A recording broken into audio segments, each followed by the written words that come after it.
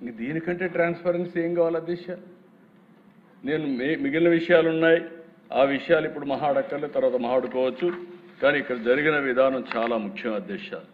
ఇంకొక పక్కన అధ్యక్ష audio recording DSS sports quota జరిగింది.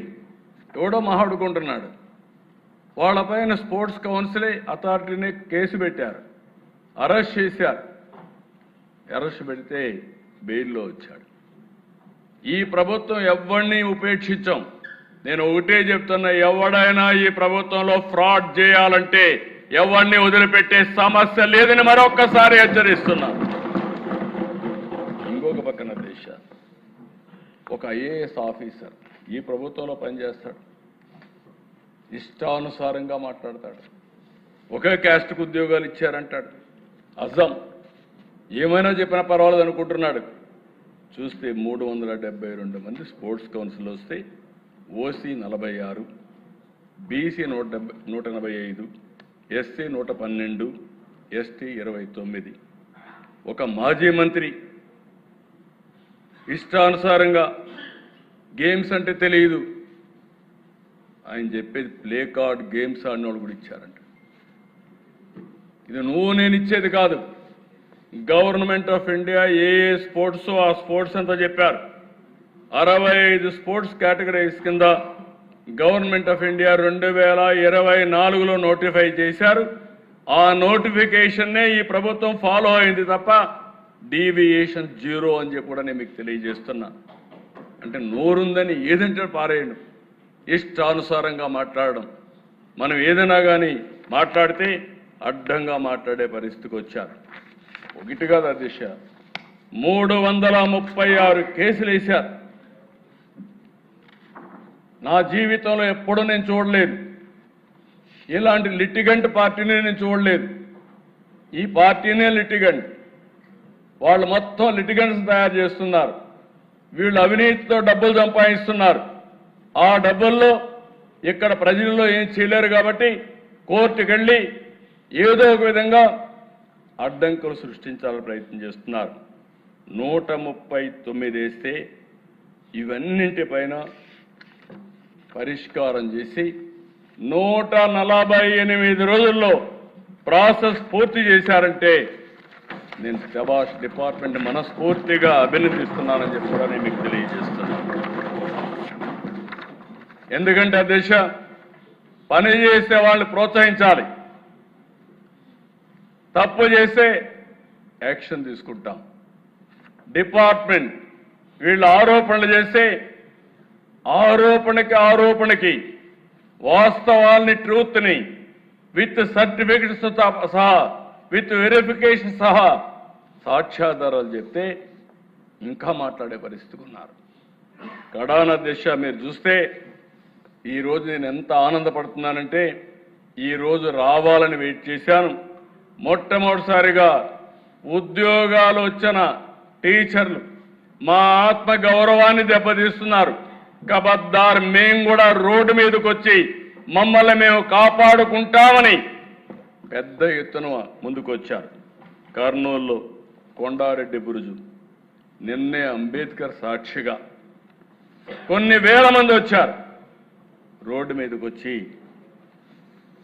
మేము చదువుకున్నాం, మా మెరిట్ని అవమానం చేయొద్దండి, మా ఆత్మాభిమానాన్ని దెబ్బతీయద్దండి, మేం పిల్లలకు చదువు చెప్పాలని చిత్తశుద్ధితో వచ్చాం, మా జీవితాలకు కూడా ఉద్యోగం అవసరం, అదే సమయంలో మేము పిల్లలకు చదువు చెప్పగలుగుతాం, మమ్మల్ని అవమానిస్తే మా ప్రతిభని కించపరిస్తే రోడ్డు మీదకి వచ్చి జవాబు చెప్పే శక్తి కూడా మాకుందని మొట్టమొదటిసారిగా ఈరోజు టీచర్లు రోడ్డు మీదకి వచ్చారు. నేను అభినందిస్తున్నాను. ఇలాంటి రోజు రావాలి. ఎప్పుడైతే ఇలాంటి తప్పుడు ఆరోపణ చేసేవాళ్ళని ఇలాంటి ప్రతిభ ఉండేవాళ్ళందరూ చెప్పగలిగితే అది కరెక్ట్ అయినటువంటి ఫిట్టింగ్ రిప్లై అధ్యక్ష. వీళ్లే కదా అధ్యక్ష, ఉద్యోగాలు రాని వాళ్ళు కూడా ఒక్కరు వెళ్తా రాలేదు. ఒరిస్సాలో ఎవరో లేబర్ని తీసుకొస్తే వాళ్ళని తీసుకొచ్చి డైలీ కూలి పెట్టి వాళ్ళతో డెమాన్స్ట్రేషన్ చేసే పరిస్థితి. ఏంటి మీ కర్మ? ఏంటి మీ పార్టీ? నాకు చాలా ఉన్నాయి ఇలాంటి చెప్పాలంటే. ఎవరు వీళ్ళు? 80 ఏళ్ళు 90 ఏళ్ళు కూర్చుంటున్నారు. కొత్త జంజీ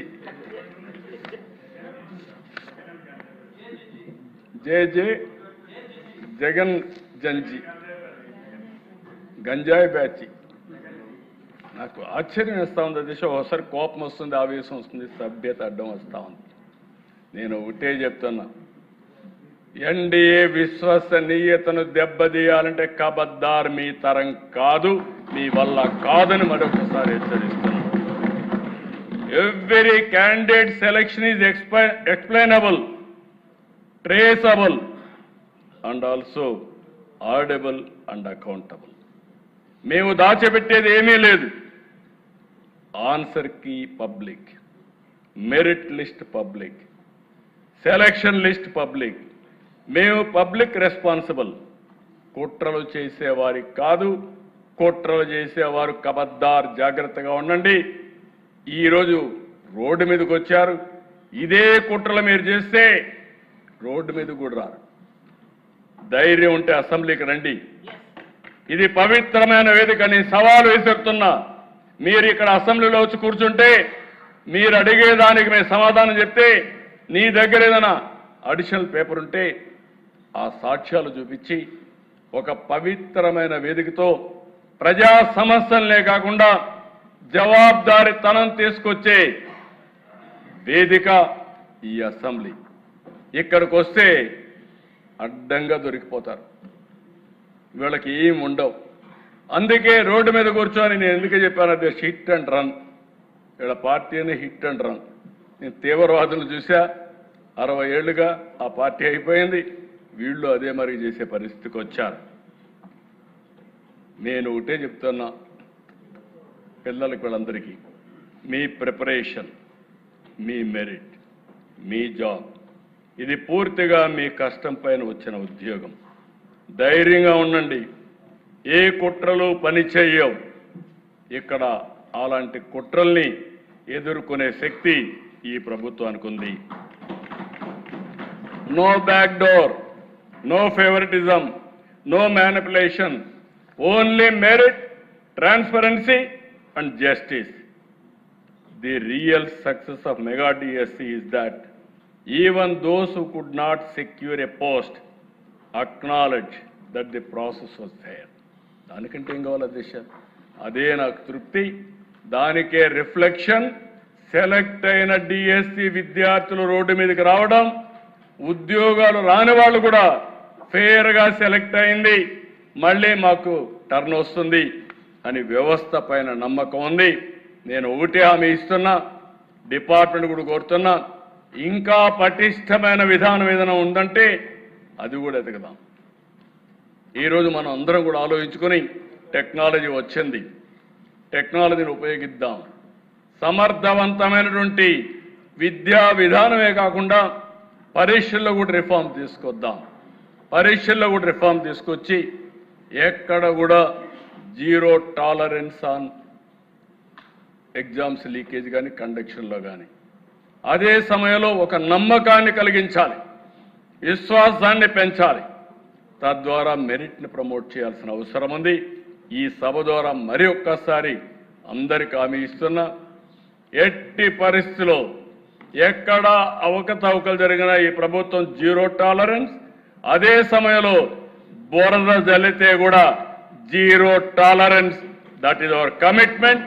ఆ కమిట్మెంట్ని ఎవరైనా సరే విభేదిస్తే మాత్రం జాగ్రత్తగా ఉండమంటున్నా.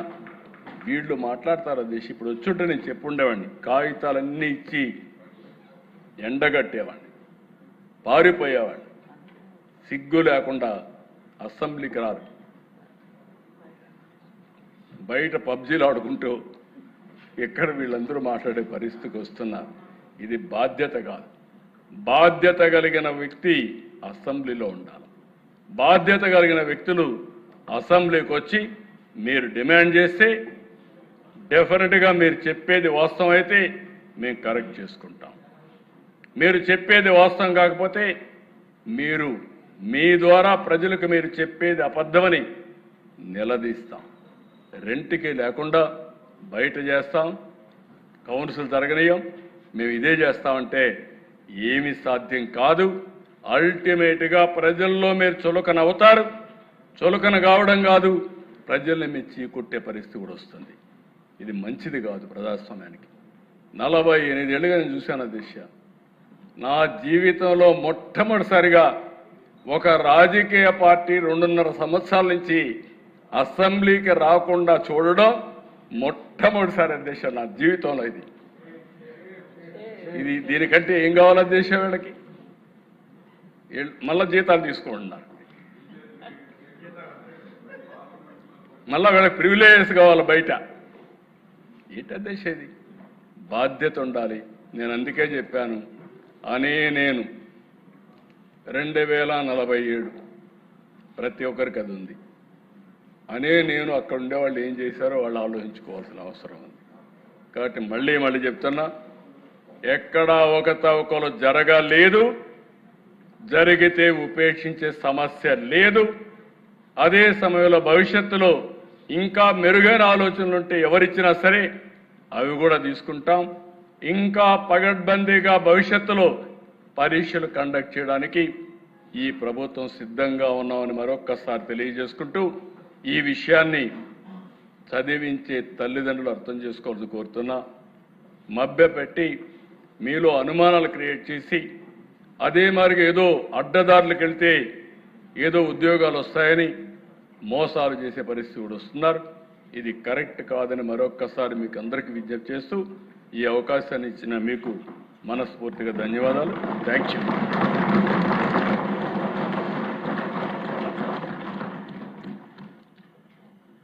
విద్యాశాఖ మంత్రి గారు చాలా చక్కగా ముందు వివరించారు. అంతకు మించి సభకు రాని వారి అందరికీ కూడా మరింత సవివరంగా గౌరవ ముఖ్యమంత్రి గారు తెలియజేసినందుకు ధన్యవాదాలు.